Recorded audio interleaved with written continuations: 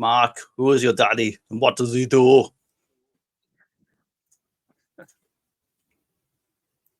That's not a serious question. Who is your daddy and what does he do? What does he do? He's a kindergarten cop. He's not a commando. How's it going, guys? Yeah, how's it going? Back for another Boba Joe. Legend of Boba Joe will never die. That's what I'll tell you. Legend only grows. What's this, episode 18? I have no fucking idea. We'll see it in the thumbnail. We're almost bottle of wine 20, and a whiskey and a cider in, and I have no idea.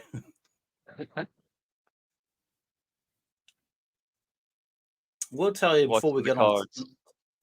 Well, before we get on to tonight's topic about an outer space Scotsman who doesn't wear his kilt, and there can be only one space sheriff, we do have an unusual thing this week. A fan has called in or left a message, and we'll just check out what they had to say. Oh, pretty ladies and gentlemen.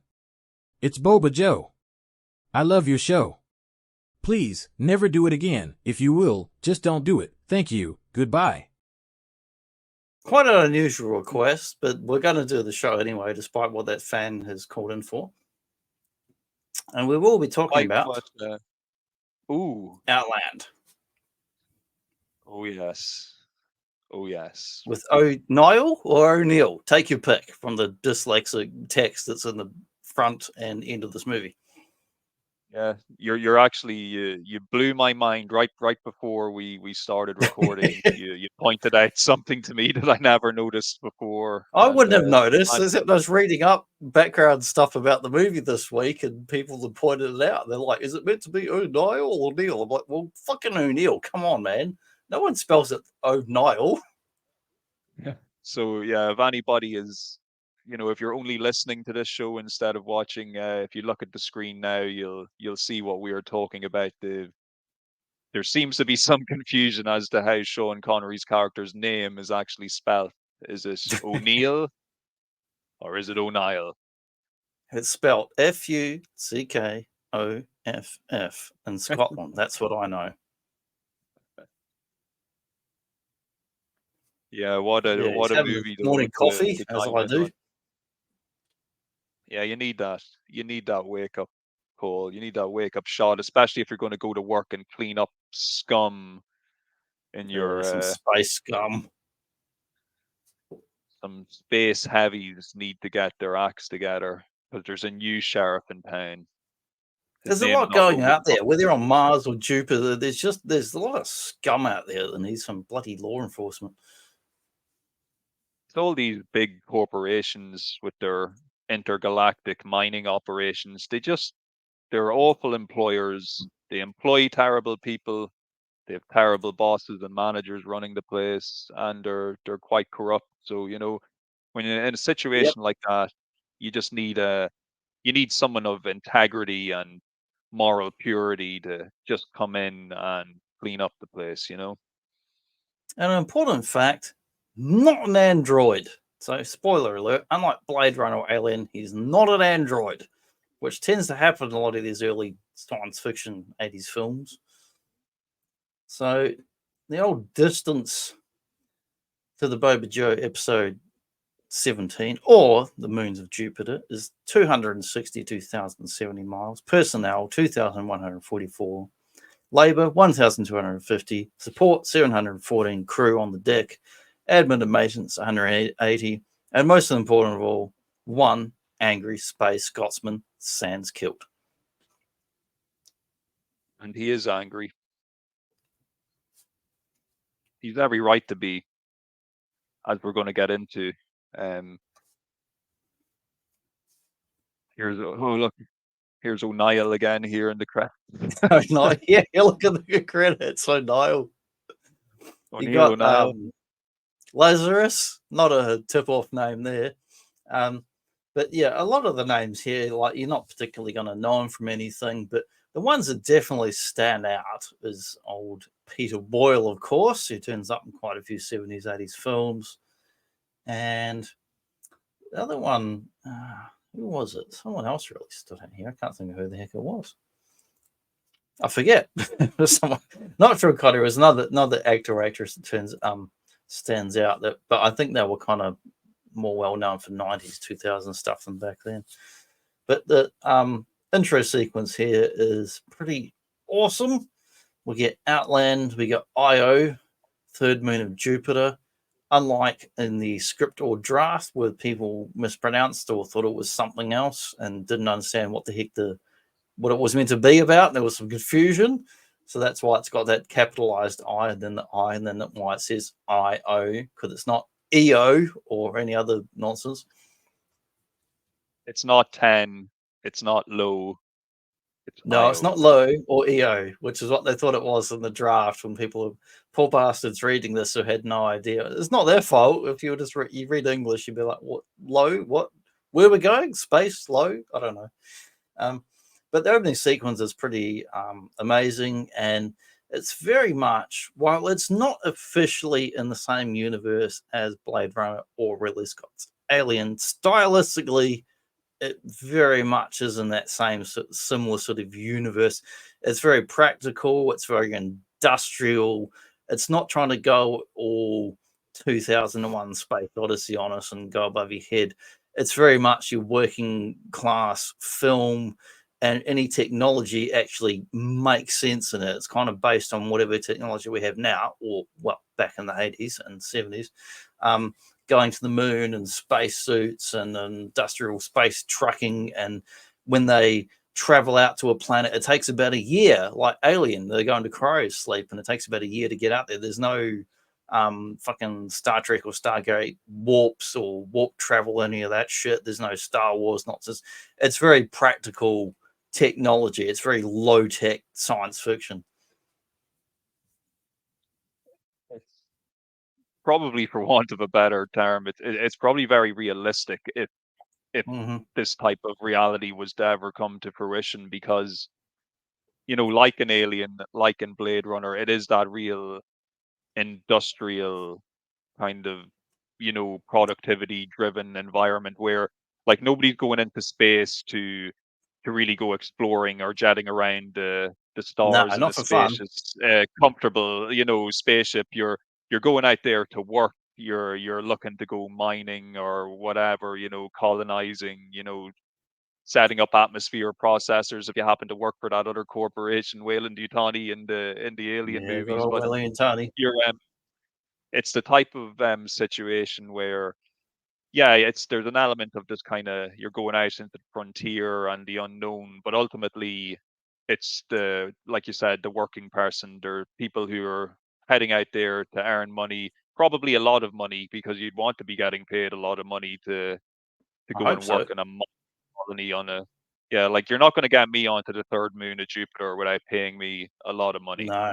It does remind me of where I live actually, in Perth. I've never been out to any mining sites, but this entire state of Perth, or West Australia, was built on mining sites, which are way north of here, up where Adelaide, Toys and Tone live sort of districts. This state was built on mining, and that's where the wealth comes from, and everything was built up around that. And the people that still go there now, some of them do fly in, fly out, where they're out there for about 3 weeks on average and might come back and have a week or a bit here on break, and then they're back in again working like 12-hour shifts. So it's fairly hardcore stuff. And like in Outland, you're out there, you're working, you're sweating, your downtime, you're in the fucking cafeteria. If you've got any money, you're pissing it away on maybe some grog and whatever overpriced food and stuff they've got on station or on hand. Otherwise, you're saving what you can for your family and for the future. Yeah, in this situation, you might also be spending it on some, high-powered amphetamines. You can work harder. Yeah, there's not a whole lot of space hookers going on here. It's not Total Recall. There's not a whole lot of gambling and space hookers in this movie. Well, there's a little bit. There's a little bit. I suppose I suppose you have to appreciate, it's not like Venusville in Total Recall, where you have the entire entertainment red light district industry built up. You've you've got a bunch of tired miners. I'm sure they've got some company You got to get a card prostitutes on game hand. going and some cheap booze and But yeah, it's not put it this way, it's definitely not a situation that, I'm not going to lie in bed at night and daydream about, wow, I really wish I was a miner on the third moon of Jupiter. no fucking way. It's not a life I desire. But yeah, the opening sequence here is pretty incredible. It's a lot of practical effects. We got miniatures here, and they combine the miniatures or space station and whatnot with front and rear projections. So I think you've got your old blue screen where you shoot something to the back. Front projection, well, obviously it's in the front, but the benefit of it is that it's in camera. So we can show some special effects in camera with models or people, actors, whatever, film it in real time and also see it in real time. So it has a real tangible quality to it that shows off just how good it was. And it really recalls other films like Blade Runner and Alien. But the benefit of the front projection is they could film it in camera with less post-production. Of course, a lot of that doesn't mean shit now because it's all CGI and they do all the same things. If you were going to do it, you would just emulate it with computer graphics. But everything here has got real texture to it, miniatures, models, all kinds of cool stuff, practical lighting. It's very beautiful to watch, especially if you can get like either DVD or Blu-ray, chuck it up on a decent sized TV, and it still looks absolutely stunning to this day watching this film. It's a phenomenal looking movie. And I know you've already mentioned Alien and Blade Runner, but especially when it comes to the aesthetics, it's If so you didn't know what alien. this film was, you show this to someone who's never seen it, they would assume it was Alien or Blade Runner or something like that. And that's why, like, in my own head canon, it kind of is in that it's definitely in it taking place in the Alien universe I know in my mind. unofficially it is in the same universe. It makes look, and there's so many similarities, like from a design standpoint. Like I said, aesthetically, like even the interior here of the cabin where Neil's talking with the wife and child. It's looks like it could be like in the Nostromo in the first Alien film. It just has that Yeah, for sure. singing. It's very, very look, even just like the white surfaces, how it's lit, even the shape of the doorways and hallways. It's all very, very alien. But it's like we were saying earlier, it's also very industrial and practical. Hmm. It's not sleek Yeah. and it's not No, made it's just to not look 2001. It's not futuristic. Star Wars. It's not Planet of the Apes. It's definitely like that Alien style. Yeah, it's a I mean, just lived look at the in guys in the middle environment. with their like baseball caps on, and that is very like working class. Yeah, just very grounded. And I think sometimes, movies like this, you can almost kind of forget about the science fiction element sometimes, because Yes. even though, look, yes, he's in a space station, or yes, he's on a mining, he's in a mining establishment on Jupiter's moon, but it's still very much grounded in, if this was a real place, if this was a real facility, this is what it would look like. It's not going to be, just super sleek and super clean, because there's people walking through it every day. There's workers coming through. They're using the equipment. They're living and working in the environment. So it's dirty, it's dank, and it's just practical and usable. Yes. And the opening and the whole sequence. It's funny because we did Deer Hunter just recently, and the very first scenes of this and the very opening sequence is just like the Deer Hunter. You got guys in suits working on a really hardcore job. I mean, here it's mining. Another one, it was like industrial smelting, whatever, metalworks. But the opening scene is like you can pretty much transplant. It's gone from like on Earth to another planet. Basically, the same scene at the start of the film, showing it's just like real hardcore, sweated out work, long hours, and you're going to look forward to your downtime and sleep like crazy and have a bit of whatever you can get your hands a hold on, and enjoy your downtime to the max. Yeah. Well, speaking of somebody who needs to enjoy a bit of downtime and enjoy maybe a bit of quality time with his family, we're introduced to So the Billy, really it the is a main bit of a character. space shit.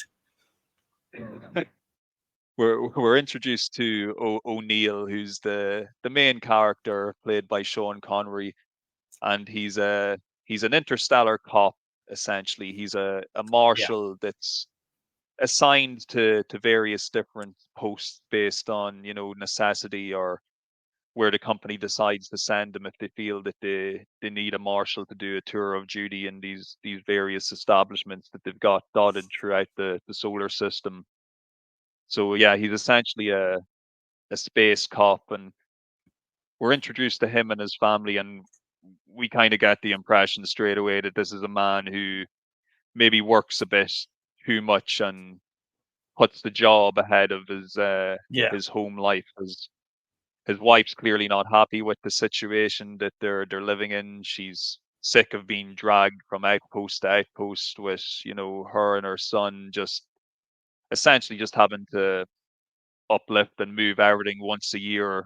Every time her husband is assigned to a new job or a new area to police, he's continuously promising her that things are going to change, and you know, it's the thing we've heard a million times before in these stories, like just one more run, you know, we just this got time to, it'll be different. yeah, just got to get this job done, and then, you know, I promise I'll make the time to make a difference Hmm. and, you know, do something else. But yeah, the seeds are kind of being sown here that things are not all well in the family homestead of Mr. O'Neill, or Sheriff O'Neill, Marshal O'Neill, whichever title you want Yeah, to place upon him. old Niall. So he's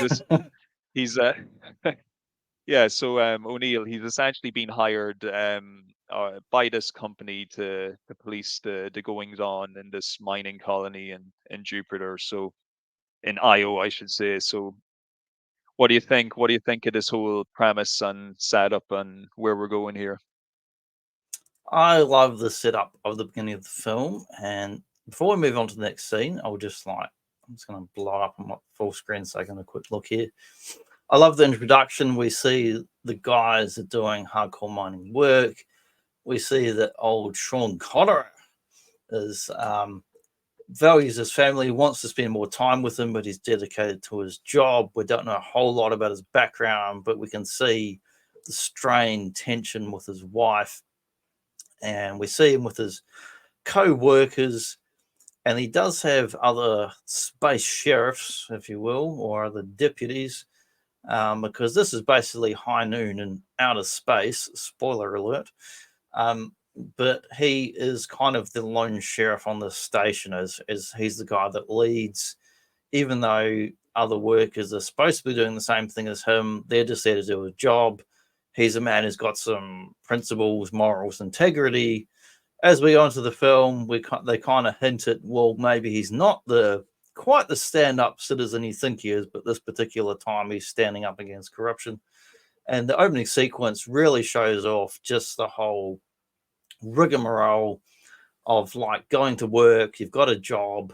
There's your co-workers. They've got the little bunks and places they're sleeping, which is very Japanese style, where they're just kind of slotted in like that episode of Seinfeld, or in the drawers. They're literally in these tiny little spaces they can just fit in, and you can see that they're mining, they're sleeping, they're mining, they're sleeping. It's all process. It's all like do the work, do the work. In the real world where I live in WA, you might be on for 2-3 weeks and off for a week. Here, you might be on for 6 months or a year, and then maybe you get 6 months off. So it's a pretty hardcore sort of job. And in the downtime, they're going to be getting up to some mischief. But the whole setup really shows, like, he's got the old video communications with talking to his co-workers. You've got a bar, you've got the sleeping quarters. It's very much like Alien, where it's so industrial, and it's beautiful in the cinematic presentation. At the same time, it's quite oppressive in what we're actually seeing. Living in this kind of environment, even for a short time, is fairly horrible. Yeah, it's like I said earlier, it's definitely not something I would aspire to do or Mhm. what the lifestyle I'd want to live. Like whatever about doing it on Earth that I could see how someone would want to do that, but You can go being for a walk on Earth. You can't go for a yes, walk on bloody Jupiter or nothing. yeah, you can escape.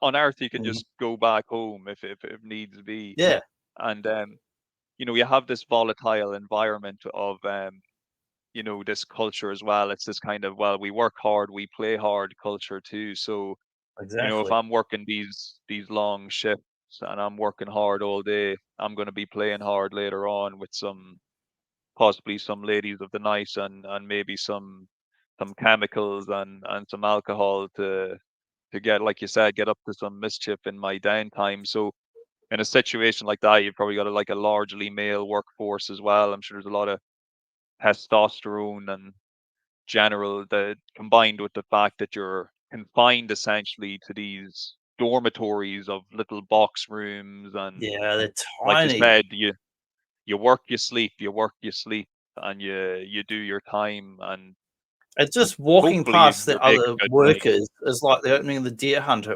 They're squished in, like you're showering and you're taking a shit, and then you're working, and you're just crossing paths with each other in this tiny space.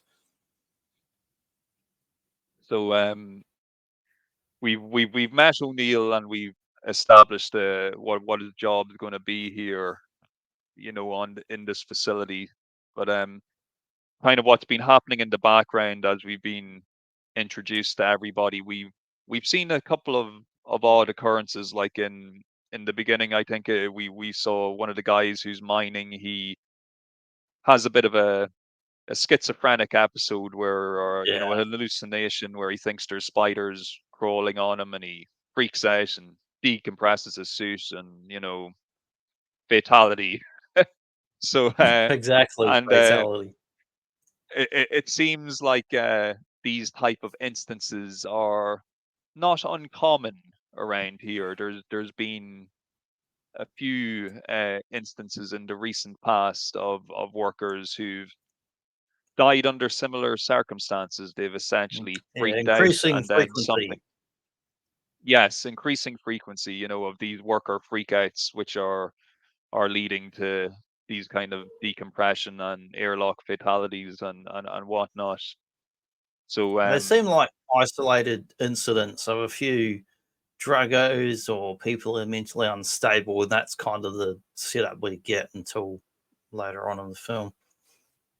yes, and what a first day of the job though for the marshal, because Yeah, he's finding out all this stuff is kind of going on with these, at this point, unexplained incidents, and he's comes home from a long day to a video message from his wife, who's kindly decided to let him what know are that you she's doing? Have you put the leaving him. washing out? Where's the cat? She's just there. She just left him a nice message to let him know that she's leaving him. She's taking the kid, and they're going on a space shuttle to the nearest space It's station gonna go where they're see going to wait. Arnold in Total Recall. They're going to wait it out for the next few weeks slash months until the next transport comes, and they're essentially Mhm. going to head home to Earth. They're going to head back home. She's had enough of this life of being dragged from outpost to outpost, and she confesses, like she admits herself, it's a shitty way to kind of leave somebody in the lurch like that. She does say that on the video, but she also mentions that she wouldn't have had the heart or the stones to actually do it to his face, because she knows he would have just convinced her to stay like he's been doing all these years. She keeps on agreeing to go along to the next thing, but now she's had enough. So she's taken Yeah, herself and his son, and she's like, look, we're going to be over here at the space station waiting for transport home in the next while. If you want to come back. If you want to stay with us, you're going to have to leave and come Yeah. back. But otherwise, if you don't, once that shuttle comes, we're going to be on the bus home, so to speak. So it's bye bye. So yeah, just what a first day of work there for poor O'Neill. You Hmm. know, just getting acclimatized to And the place and hit with that. this little video message here from his wife does remind me again of Alien and Aliens, where Ripley like, don't have a space cat, don't have a daughter, or they'll die on you and you'll wake up in the sequel having nightmare sequences in some kind of laboratory or doctor's emporium. But this is kind of a smaller, shorter version of a scene like that, where it's like, because of the distance, all these other planets, we're getting these video communications. You don't quite know how long the delay is. So by the time someone's sending you this message, they've already fucked off back to Earth pretty much. And fortunately, not like they're going to go into cryo sleep to get back to Earth. Meanwhile, old Sean Connery, the old Highlander, he's got to go to work. it's like, sorry, you're going to go to work. You got a job to do, pal. Yeah. So we also kind of get introduced to a couple of other supporting characters. There's the kind of deputy marshal who seems to be like an okay guy. We're not quite Seems sure all right. his motives. Seems okay. Probably a bit wary of the new boss, as anybody would be. You know, when you got a new guy coming in to tell you Does what to have a do. good beard. Yes, yeah, and a good beard, it means a lot, and you know, I know mine could probably do it a little bit of a trim, but that's a matter for another time. But we're also introduced to the good Doctor Lazarus, who's Yeah, space doctor. quite the character, a bit of a smart mouth, narky, grumpy doctor, but he seems to have a good rapport with O'Neill when they meet for the first time. He goes to visit the medical bay in order to try and essentially find out if there's any pattern or if she can give him any type of medical explanation as to why these Yeah, incidents are occurring. Because with the he's noted when schizos. looking at his own records that there's been, I think, 6 or 7 deaths in the recent past that have seemed to have been, they've happened along similar circumstances to what we've seen already, with guys just freaking out and then something bad happening. So she plays it off a bit cool with him initially. She's like, well, I can't explain it. Things happen out here. Some people just can't handle the pressure, and things go wrong. But Space we madness.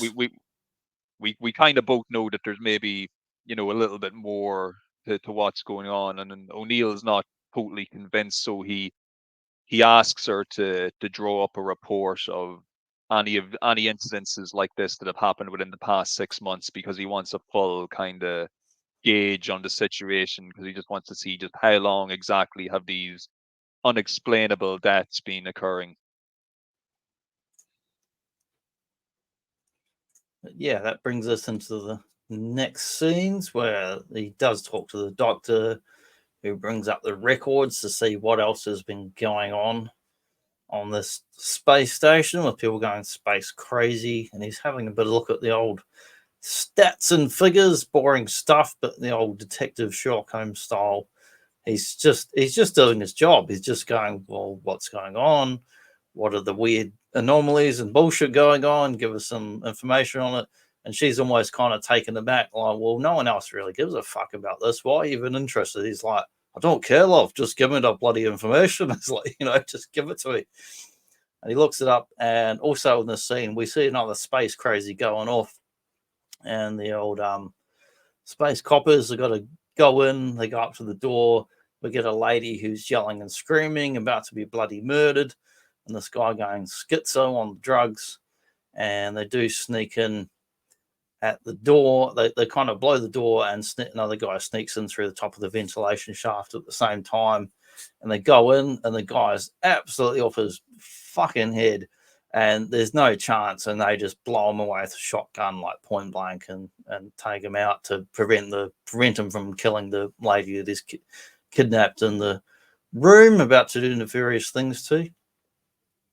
And then he does look Yeah. up the records of the people that are going nuts. A little at the bottom of the screen, the little green screen there, a mug shot. He's looking up the who else has gone space crazy in the last 12 months, sort of thing, and including a list of everyone who's gone nuts or been killed or whatever. I love looking at computer screens with, green font on a black on a Yeah, black background. It just makes me feel the warm old and fuzzy cathode ray inside. tubes.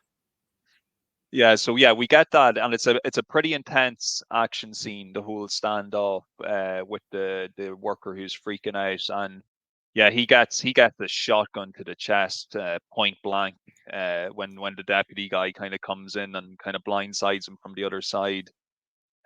We get a nice moment afterwards with O'Neill and Dr. Lazarus, where they're kind of analyzing, the kind of scan of the corpse of the worker, and she mentions that he's on all these kind of different kind of painkillers, but they're the company issued ones. And I just thought that was like a funny type of little throwaway line, that, like, your own company that you works for, like, are like pumping you full of these meds, just to keep you going.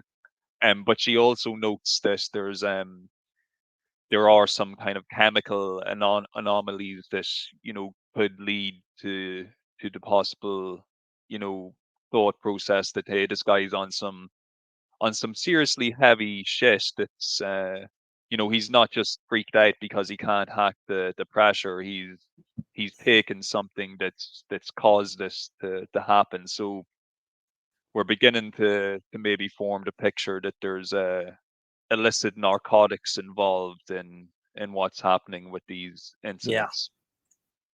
Another thing I like about these scenes is that when you see the computer screens and consoles, they're not just practical, but you can see the little 1 to 9 punch code thing is like the old telephone system on landline phones and keypads.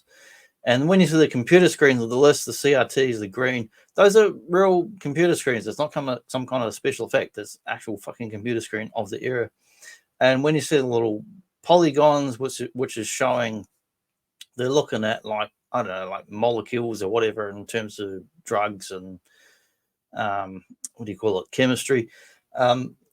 The unshaded, very simple polygons in that green screen CRT, those are real computer graphics of the era. Unlike in the 90s and 2000s, where they would typically make up any kind of nonsense and throw it on a screen that was nothing to do with what the actual computer they're showing was able to do. I do like seeing actual practical computer shit that's not nonsense and just simple things that are buttons that actually do what the fuck they say they're doing when you press them. It might seem like a little gripe, but movies as they go on into the 90s and 2000s started throwing out all kinds of nonsense. I've been watching a TV show in the 90s where a guy was sitting there basically typing out something where they're like doing a police report, and it was playing sound effects and fucking Doom. I'm like, why? Why? Because some idiot on the sound foley went, let's put sound effects from Doom in there. Like, no, it's bullshit. Yeah, total bullshit. I know, but like I like you, and once again, I'm not just an old man reminiscing about things, but there is also a It's just a young kind man of in an old man's practical world. there's a practical logic to these type of things as well. Like, if you are in that type of industrial environment, and also throw into the fact that you're in space as well, like, you don't want to be dealing with like touch screens or kind of Fuck fancy, no. you know, I hate stuff. You don't want to be touchscreens. messing around with that stuff. You need buttons, you need levers, you need things that you can manually use if shit goes wrong, that you can, use tooling on to fix and stuff. You don't want to be fucking around with like just all this kind of modern tech. You need stuff that's just going to work and be practical in Yes. in that type of situation. And you need some space squash. You need some space squash. I like the squash moments in this movie. They're nice little ways to get to know the characters a bit better, and it's Yeah, that's also just good. so 80s as well. My uncle played squash for years and years. I don't know why the fuck he played it. It's like, why the ball doesn't bounce and you've got to whack the hell out of it to get it to go anywhere. Or CDM. See the old shotguns there. I that's one thing I kind of like about this movie as well. They don't even from a weapons point of view. Like later on in the movie, we'll see some rifles with some fancy scopes, but it's Mhm. essentially it's real world weapons. Like those are your typical kind of standard issue like pump action shotguns you'd see in any Yeah. cop If you've station been to the across the state. 1800s in a Western, you know the weapons. Yeah, yeah. Like there's nothing too fancy pants going on here No laser with the guns. kit. Yeah, no lasers, no blasters, no phasers, no stun rays, just good old shotgun shells. There's a real sense of just the physical environment too, with these like white corridors, which are just like connecting corridors between sections. In these scenes here, he has the squash with his other workmate slash boss, where he basically works out there's some corrupt bullshit going on. And the guy's like, pretty much like, yeah, but I mean, what are you going to do? We've got to work here and get along. And he's like, well, I'm going to bloody do something about it.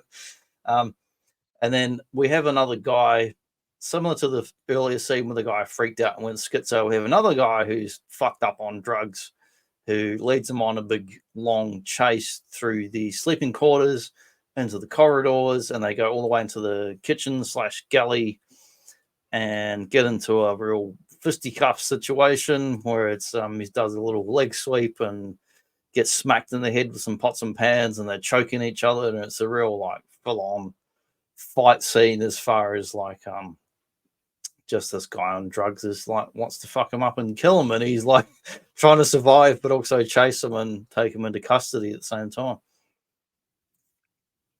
Yeah, I have to say, because I rewatched this movie fairly recently. One thing that stood out to me is Mm-hmm. Connery is really really physical in this movie, Yeah, especially he compared is to like when like more than you're Highlander. you know oh man, he's just so into it. Like, because that fight scene, like, and I'm looking, I'm sure there's obviously going to be parts of the movie where you've got like stunt doubles and whatnot, but Yeah, there's lots whoever's of getting there's lots of choked there, that's definitely him. yeah, that's definitely him. That's definitely him.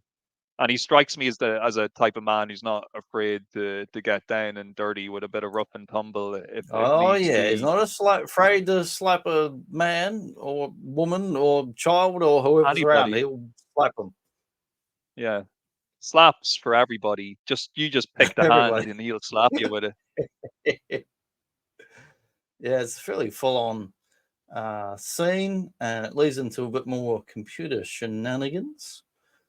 And here we've got the old breakdown nature of offences, how many drug related crimes, who do they work for, who approved their employment.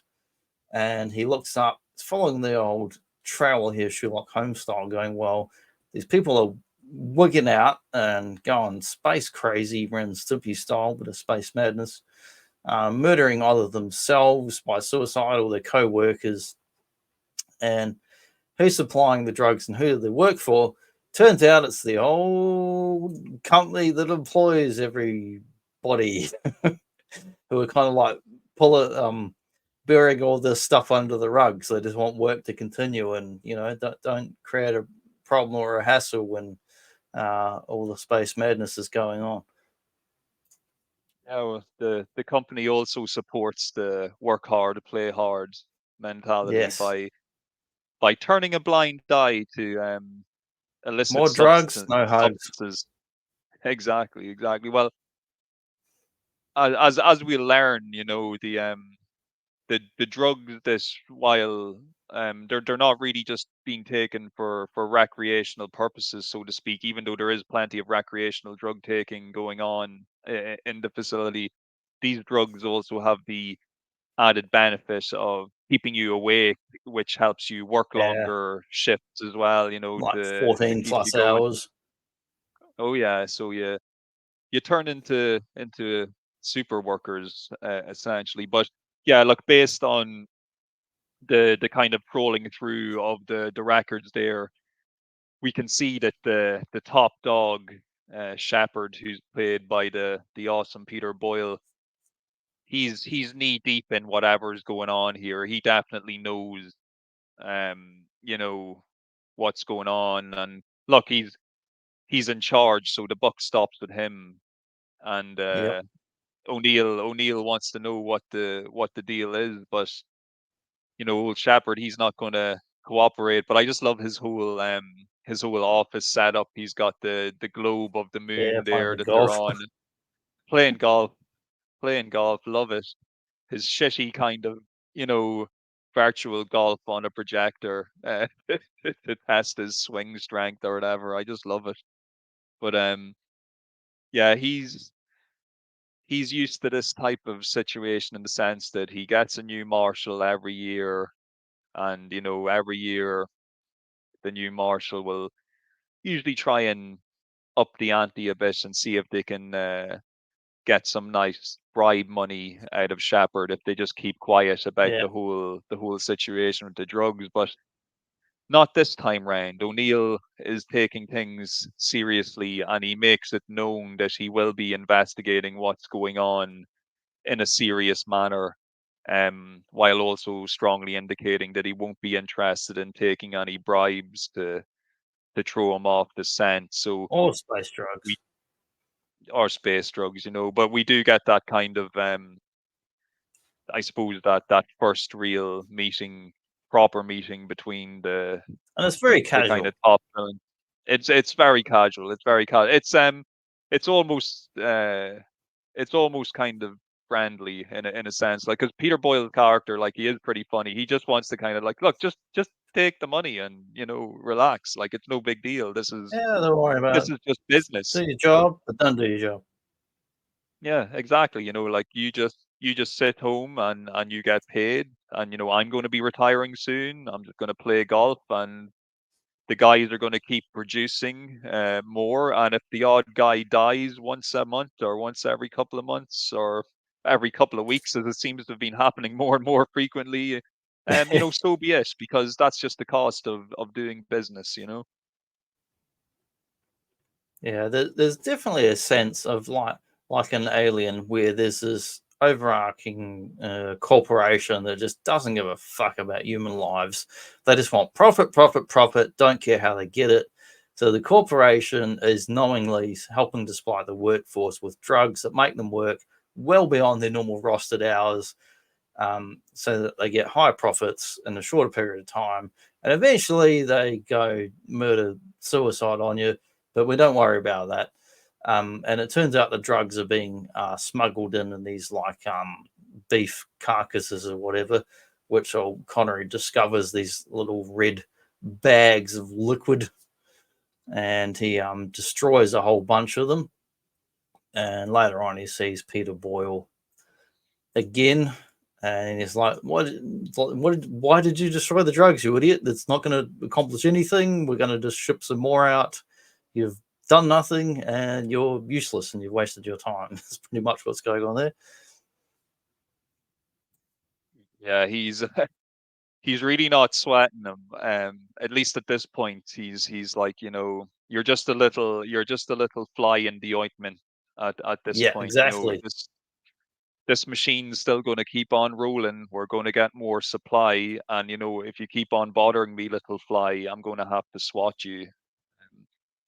So yeah, O'Neill, he's starting to feel the pressure now, because after the latest meeting with Shepard, he kind of, I suppose, for want of a better term, hacks into the system. He eavesdrops in on a communication between Shepard and some higher ups who are helping this whole flow of drugs to the facility happen. And he puts out a request for O'Neill to be taken care of. And being Yes. taken care of kind of means, being taken care of. You're not going to be around And then some anymore. So assassins.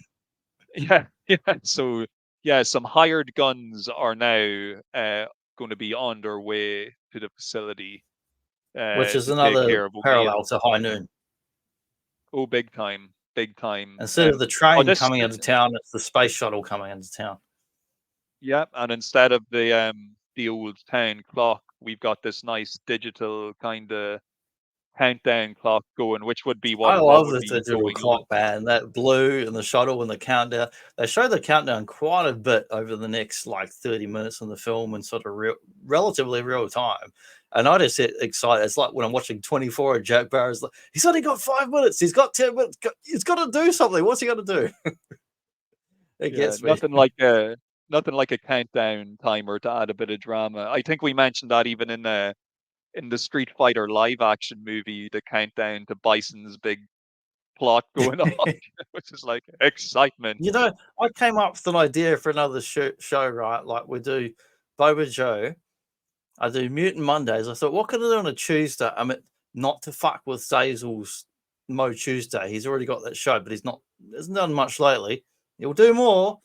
But what could Bison Tuesdays? And I thought I could do like kind of like Street Fighter profile things on a Tuesday. So I may end up doing that. Sorry, that's my derail for the thing, and then we'll get back on topic. For you, or no, for Bison, it was just Tuesday. It was Tuesday. Roll, Julia, man. We might do a brief intermission so I can get a refreshment. I'm just going to bring up a little thing here, like that.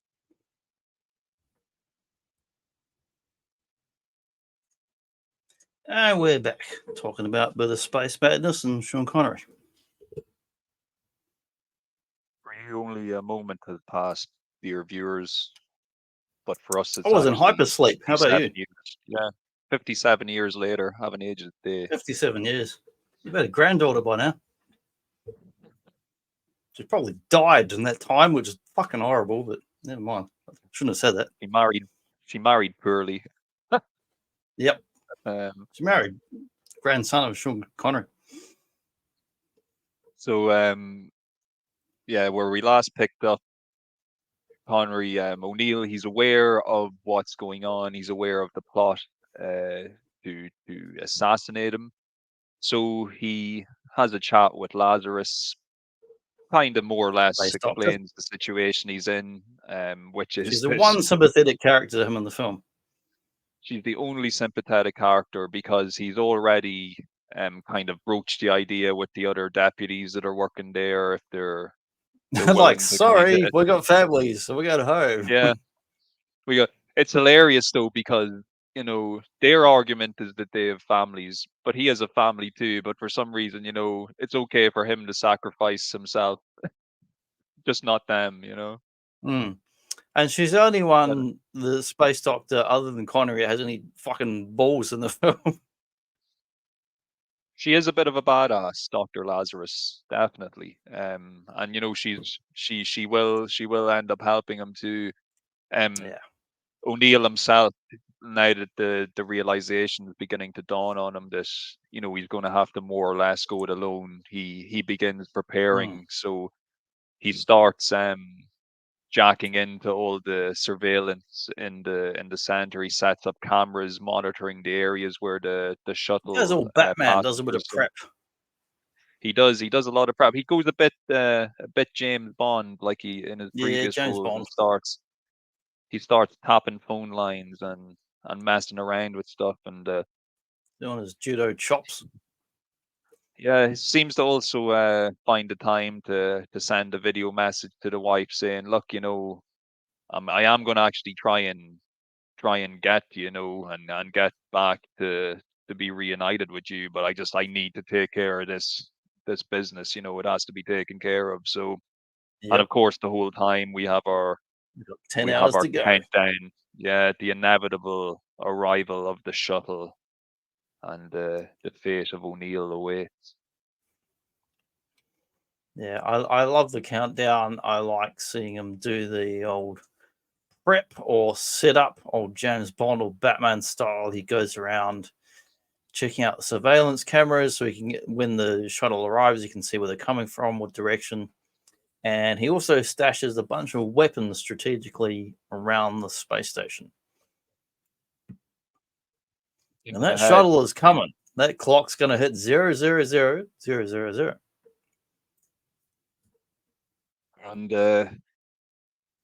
yeah, this is what the movie's been building to. And I suppose we've mentioned it a couple of times now about it, the high noon connotations. I would actually Yeah, suggest this is the to steam anybody train coming watching into it, town.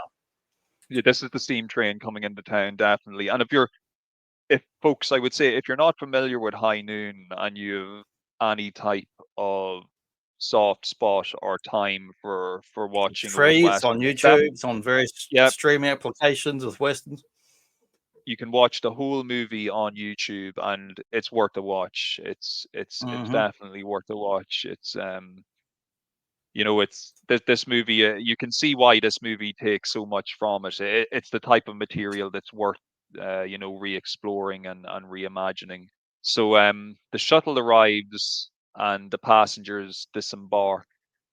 Um, but I suppose just before we get to that, there's a Yep. brilliant moment where Connery, after setting up all his various, his preparations, he goes to the kind of common area where all the workers and facility admin staff all kind of congregate, and he just asks, flat out, like, because everybody knows what's Yep. going on. The whole place knows that there's these guys being hired to kill him and they're on their way, and he asks, like, can anybody here help me?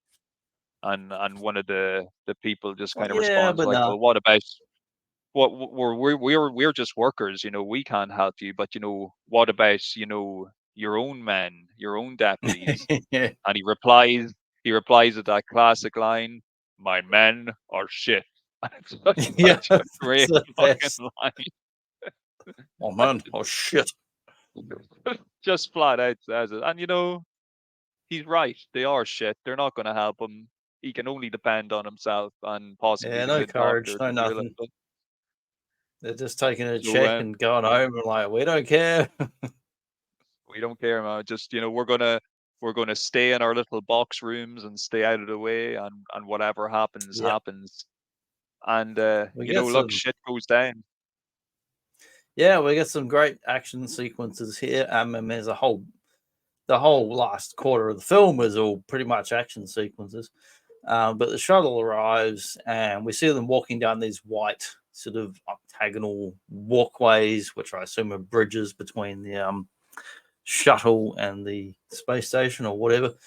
Walking down there, and there's a whole lot of sparks going off, and Connery firing shotguns, and the guys firing back. It's very visceral, full-on violence here. Like there's no laser guns; it's practical ballistic weapons, and it's pretty awesome sequences. And the most high-tech thing we've got, like a sniper rifle with the guys looking for him. But Connery goes from being in the walkways and space stations to kind of alien style, where they're in the ceilings, they're on the roof, they're all over the place. You don't know where they are, but you hear the little boop, boop, boop. He's around somewhere. He goes on the exterior of the space station in the next sequence and kind of try and stay one step ahead of these assassins who are walking through the corridor of the space station thinking this is just a fucking turkey shoot. We're going to take this guy out, go home, have some lunch. But no, Connery is like camping out like a bloody sniper, sitting up on rooftops and spots where he just can't be seen, and anywhere he's out of the way basically to avoid these guys so he can take him out one by one, Assassin's Creed style. Beautiful. It's a beautiful takedown of these would-be assassins.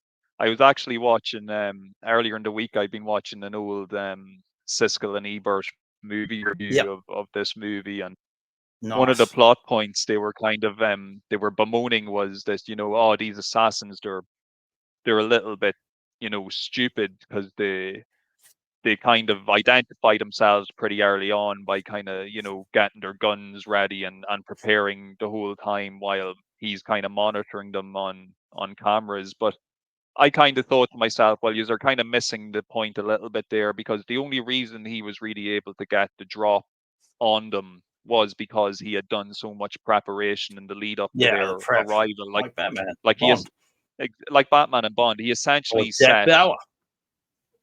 he laid out traps for them, really, because Yeah. each one gets kind of taken out in a unique way that's kind of specific to the environment that they're stalking him in. And as you mentioned, we I even think get they're that just going to kind of walk in and shoot him, and that's it. But he's yeah. thought about it strategically the whole way.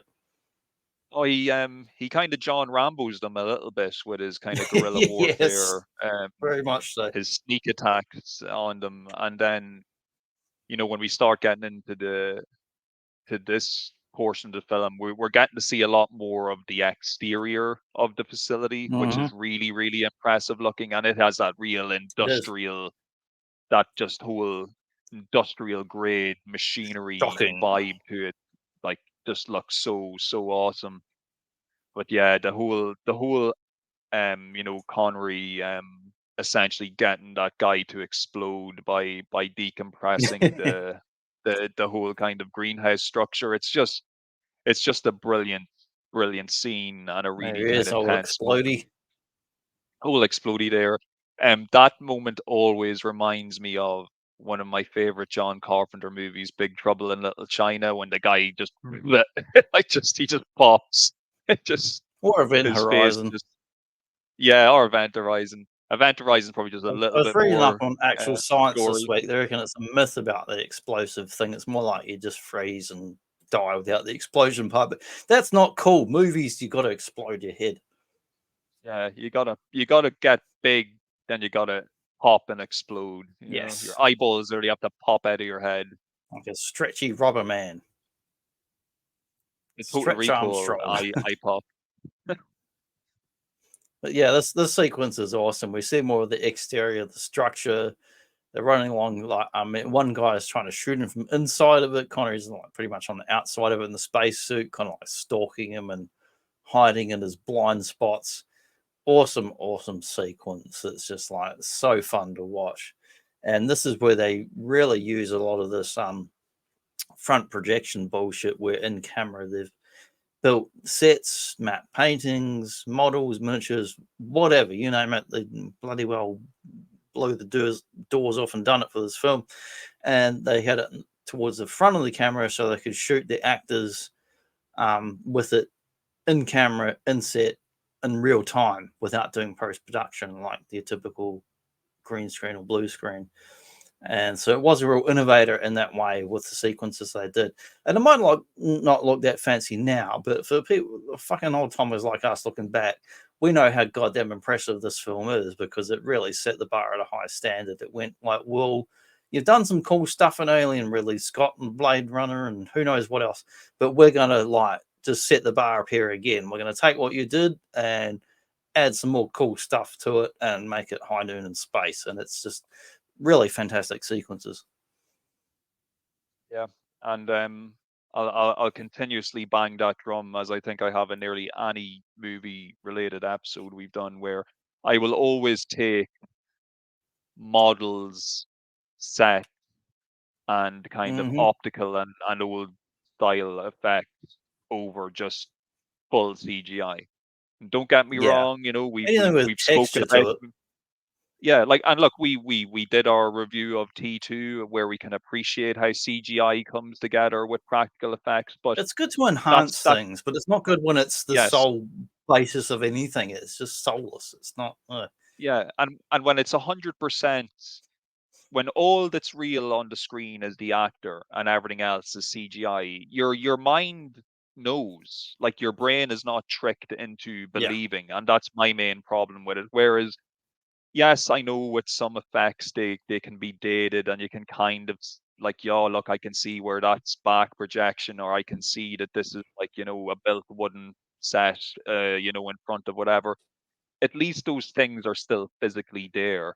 So, there is texture, there is weight, there's actual kind of Yeah. it It's feels like there's color and actual volume to physical it. mass. Yeah, it just adds to the realism. And sorry, folks, if I'm repetitive with this, because I'm sure there are. If anybody's kind of listened to multiple episodes, first of all, thank you. But second of all, yeah, they're probably like, this guy every episode just talks about hate CGI and how practical effects is better. Just I can't help it. It's just what I was raised on. I just prefer the Yeah. look of Like those type of one of my movies. best old time mates I've known since high school. Like, I mean, he's back in NZ, so I haven't seen him for a long time. But like, I knew him since like age 12. Um, he is a fantastic artist. He draws stuff constantly. We'd be sitting at the back of the class laughing and talking some bullshit. He'd be drawing little sketches and stuff. He's done paintings. He's done charcoal. He's built vinyl model kits of Jason and Freddy. He's built military and World War II stuff, and he's won several modeling competitions back in old New Zealand of like military dioramas with practical dirt and sand and things. He's doing this sort of shit on a smaller scale. He's always done amazing stuff, and I feel indebted to ever be his friend and just learning from him, because he's a guy who got me into like all kinds of different things, from wrestling to horror movies to practical effects. He's the guy. It's like, come on, man, you got to watch Aliens and see all the cool shit that's going on in this movie. Not just the story, but all the cool models and miniatures and shit that's going on. He was always that guy. He was my Stan Winston Studios friend who got me into all the cool stuff. So I'm always indebted to him to enjoy the fuck out of movies like this. I always appreciate that. It's just it's becoming a lost art, unfortunately, as the Yes, years it's roll unfortunate. on. And at one time there Like was stop motion. entire like stop motion, and even if you want to just drill down into it, like at one time for movie industry, there were entire teams of like engineers, carpenters, toolers, set builders, just a lot of tradespeople that were employed to create these like practical and real environments. And now that's being replaced by IT guys doing CGI effects. And I know that it's an important craft in itself, but it is still sad that a lot of those old Neil Wallace trades and Gromit was like the people, best modern thing I can think of for proper stop motion. yeah. And even that's probably, like, how long ago was that now? That's over what, 10 Oh, that's years going ago back a now? ways. Eventually, some fans helped them make the later film with basically computer versions of the stop motion. Speaking of stop Yeah. motion, I'm going to do in the next couple of weeks, I'm going to take this little guy here, and I'm going to do a little. I mean, I've got like fucking 5 of this guy by now. I've got so many of this damn figure. I'm going to take that guy. I'm going to do a little skeletal motivational seminar, except it's about evil, Tony Robbins style. And I might bring this guy into it too. If you want to talk practical effects, I mean, look at this. I cannot fit this guy Wow. onto the screen. Wow. And just, I'll see if I don't remember where his button. Here's a button. He actually does stuff. If I can, he has a button somewhere. I don't know where it is. He actually roars and makes noises and stuff, but the hell if I know where the damn button is. But I want to take those guys and do a little stop motion thing where I'm going to take probably, I want to say around 200 photos, and maybe I'll get 30 seconds of footage, but I want to have a proper go. I've been wanting to do something for ages, and I'm going to make it into a little skeletal motivational seminar. But that's my second sidebar, and back on track. No more. Oh, I'm looking forward to that. And that big kind of skeletal dinosaur thing looks like it'd be perfect for Motu as well, just to have with Yeah, your figures. it was awesome. It literally costs the same price as like a Motu figure. It's as big as the Jurassic Park like Brachiosaurus. It's actually slightly taller than that, and it costs the same price as your average action figure. But anyway, the guys are hunting him with the scene in the old green, not the green screen, but the green arboretum or whatever, as we go on to the next sequence. And here I'll take us out, because here we've got a couple of blow up scenes just showing off some of these front and rear projections with the space station, where he's running along the outer rim and edges, staying one step ahead of these guys. We can see the planet in the background. It's a little bit blurry here because I've blown up the full screen, but we've got another one here. Interior, seeing the old video monitors, Conam security, warning, automatic door. Don't go sticking your limbs in there, folks. And another one here, exterior, which is going to lead us into the next sequence. We've got beautiful space and stars in the background, all kinds of scaffolding. And in the next sequence, we're going to see a little bit of electricity, I think, as we're on the exterior of the station, and things get a bit electric. You can feel the electricity in the air or in the Yes, vacuum in most this case, electrifying I man suppose. and space entertainment. Yeah, this is quite a tense action moment because you've got like it's essentially zero G combat going on, It's like and being in those sumo suits trying to wrestle someone and you can't quite do it. it's really impressive. It's really impressive. It's one of those Great things that sequence. kind of messes with your mind as well, because sometimes gravity is not a factor, and then other times Yeah. it's suspiciously just, oh wait, that guy can fall now. But Yep. yeah, it's really cool. It's really cool and so visually impressive. I also like that while this whole kind of you know, death and fighting has been going on, we get these kind of scenes interspersed where you see the workers are actually watching everything that's unfolding on the Yeah, just hanging security out at the cameras, and they're bar. just there It's and Friday just night. hanging out in the bar, just watching, people fight to the death outside, Reminds me a little bit of the movie Cube. There's just all sorts of weird angles and these like industrial panels and stuff, and you don't quite know what's going on until he's wrestling with this guy, and then you see all the sparks going off, and it's very intense. Where you literally don't know if he's going to die in the sequence here because they're both getting sort of electrocuted to the spacesuits until the other manage to wrestle the other guy off, and he goes falling off. Presumably because he gets close enough to the gravitational pull of the planet they're on where he actually gets pulled downwards.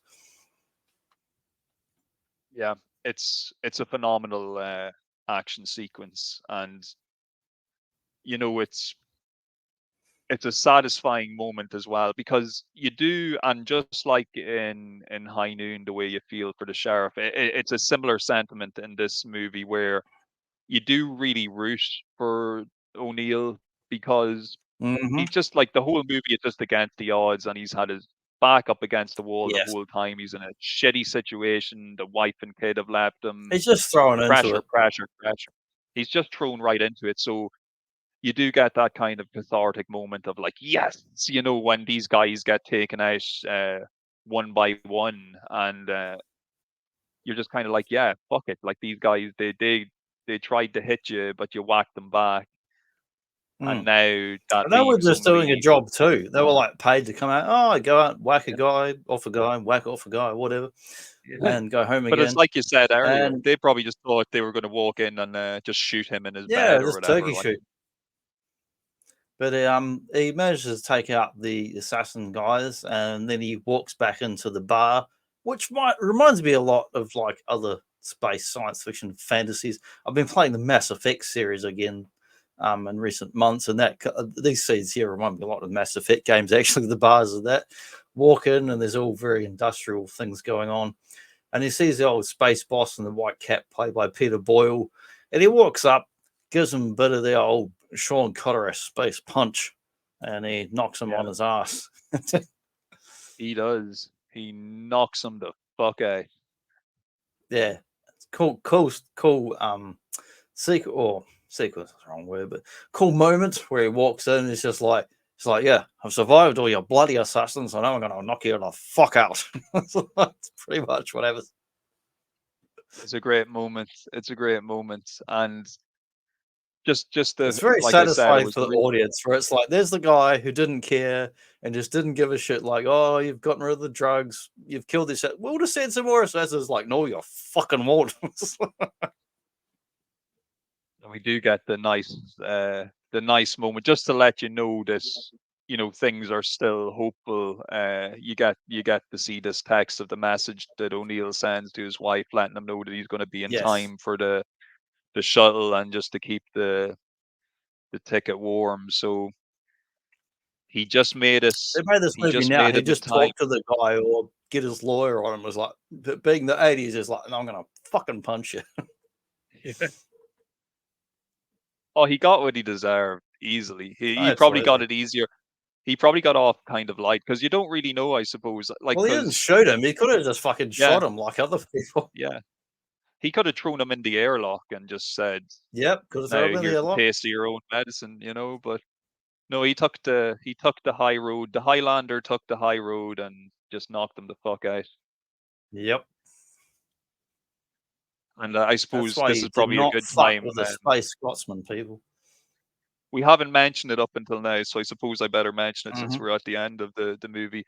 You better. The Jerry Goldsmith soundtrack to this movie is excellent. It's really, Oh, it really, is really good, fantastic. and it's another reason why you would feel like it takes place within the Alien universe, because a lot of the Yes. cues and the music are very similar to Alien, and it helps bring in that kind of Alien vibe to the movie. So yeah, I would give the soundtrack like a 5-star rating. It's really, really good, and one of my favorite Jerry Goldsmith soundtracks to listen to. And if you're unfamiliar with it, if you're probably maybe not in the mood to watch the full movie, or if you just want to even sample the score, it's up on YouTube as well for anybody who's interested. Beautiful music. Yeah, that's another one of those elements that sometimes with it, like the writing, it's not officially in the Alien universe, but stylistically, it's in that style. But then you get someone who's worked on other films, whether it's a director, a writer, producer, someone with the soundtrack. You get people that worked on other films, and they're bringing in some of that sort of class and gravitas to it. And that's another way that it stylistically like connects it to these other films of this era. Definitely.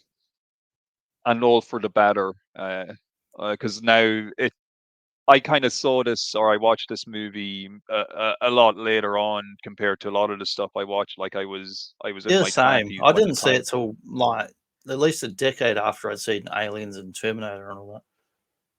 But I'm kind of glad in a way, because now because it's still a lot fresher to my eyes than those movies, and Yes. now it's been added to that rotation. Now, if I am watching Alien, it's like, oh, I might just actually pop in Outland afterwards, because I'm in that type of mindset, and I know it's something else that I can experience that type of vibe. Yeah, it does. I love it. It's definitely of the kind of that era with the films where you got the practical models and such. But if you'd watched all of those films in and then watch this, you might go, oh, it's a bit of a copycat. But with a bit of time and space and watching it later on, you appreciate it more. And whether you appreciate see it a few years later or watch it now, it's just an excellent film. And I mean, it's high noon and outer space in a simple way combined with Alien. But despite being in some ways generic as in its influences, it still stand on its own for its cast, the soundtrack, the action sequences, the practical sets. Like it's a beautiful film to watch. The cast is excellent, and it's definitely like one of my all time favorite science fiction films. Like I'll put it up there with shit like Terminator 2 or The Day the Earth Stood Still or whatever. It's in that rotation as you said. I'd highly recommend it to anybody who hasn't watched it. And it's one of those things. It's probably just a series of unfortunate circumstances that led to it being more of a cult favorite rather than an actual big box office Yeah, smash. yeah, it's the Because timing when it's just out. timing, just the timing, and because it actually did get quite favorable reviews upon its initial release, and it even Yes, did a very strong opening weekend at the box office. But I think the problem was it was only shown in something like less than 350 theaters when it was released, which just well, that's a lot didn't more do it than any Transformers favors. got. Well, a lot more than Transformers, but you'd expect that. You'd expect that it would be a lot more. So it probably damaged its like financially the movie flopped out initially. Like, Yeah, so because of that, it's never been kind of seized upon as one of those kind of properties where people are trying to like remake it or trying to make it big deal again. It's yeah. just kind of been I'm sadly glad they haven't forgotten about. like raped the bastard. Yeah, we don't need a remake. It's good enough No, as it is. actually, The only other seeing the credit list here reminds me of the other actor who was notable with not so much in the film, but for later. John Ratzenberger. He was Cliff in Cheers, of course. Yes, that's right. That's right. I was just going to add as well. The only other Outland media I want to consume is the Outland comic adaptation that you told me about before we What's started a comic recording. adaptation? That doesn't exist. You're just imagining stuff. You got Space Madness, Mark. There it is. Look at that. I really want Jim to try and Steranko, track that down. old bloody So good. Sergeant Colonel Fury, whatever. But yeah, I've got a Beautiful. couple of bonus images here, and I wish I could buy an actual physical edition of this, but it's been out of print for a long time. I'll just roll the slides back because it's on the end one. There's a cover there. So this is Jim Steranko, who is a fucking comics maestro. Like, as far as his art and storytelling, he's like incredibly cinematic. And if you're going to get someone to turn a film into a comic book, I mean, this is the guy. Fantastic comics adaptation. I just found these images on a few different blogs and whatnot. Unfortunately, it's completely out of print. There's no modern reprints. It's never been turned into a digital version. So I would happily love to own an edition of this. But it was featured in Metal Hurlant, which is the French magazine like Mobius and whatnot. In America was known as Heavy Metal, and also, of course, Heavy Metal had an 80s well-known animated film that they used quite a few sequences of for the Fifth Element, Bruce Willis. But this artwork, man, is like full-on Steranko, all sorts of weird, like bloody circles and lights and diodes and machinery and like Kirby and all that. It's just an assault on the fucking senses. Here we see him talking to the old space doctor, and just the like backgrounds, and it's like full bloody, like you're pretty much doing like industrial design there. It's not just art, but like buildings and scaffolding. You're doing like technical drawing to do what he's done here. It's fantastic stuff.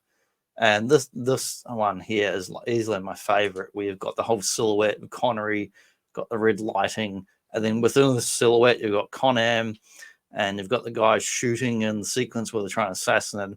And that's a very big comic trope, where you've got the old silhouette of a character and things happening within it. But this is absolute master at work here, man, like a visual artist supreme.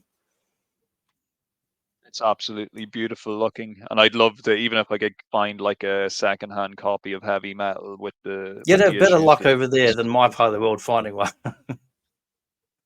I'd also love to get a T-shirt with the Con-Am logo on it to add to my OCP and Wayland Yutani and Yes, Cyberdyne reminds me T-shirts. a You know, lot of that. another Reminds me a lot of that. evil corporation that I can proudly represent. But yeah, that brings us to the end of the film and the slides. And well, it's not related in any way to old Total Recall. I thought it reminds me the job's done, but just keep away from Mars. We might have to take a little trip to Mars ourselves one of these days to discuss Yeah, Total maybe Recall. in the new year, January, February, we're going to be doing a bit of Starcade 83 post Christmas. Might be doing a bit of Jingle All the Way and the old National Lampoon's Christmas Vacation coming up. Spoiler alert. You know what we could actually do to save time is, instead of actually reviewing Does it Total involve Doctor Who in the Recall, TARDIS? I hope it does. well, kinda, instead of reviewing Total Recall, we could just get Yes. artificial memories that we already did it, Yes. Get the implants. and get the implants, and then it'll be as Get the real as any audience to have memory all the from it. implants as well. Yeah. Stick that on the list, definitely. I got an implant that I've already drunk more ciders than I've had. I don't need to drink them. For the memory of a lifetime. Recall. Recall. Consider this a divorce. But yeah, that's about the end of this week's episode. So I will say goodbye to all you beautiful people out there. Take care, folks. See you next time.